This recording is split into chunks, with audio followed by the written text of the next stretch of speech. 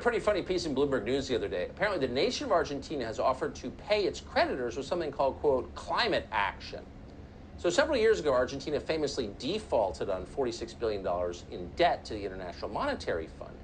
Now, the country's president has proposed linking repayment of that debt to, quote, essential investments in green infrastructure. In other words, building things in their own country, but for the right reasons.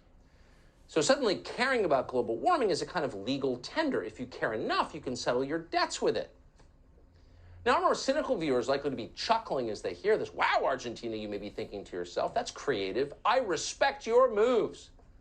And yes, it is impressive in a gypsy con man, three-card money kind of way. Argentina is a very smooth talker. But there's no reason that you can't get in on the action, too. Just because you're not a bankrupt Latin American country doesn't mean you can't repay your debts with virtue.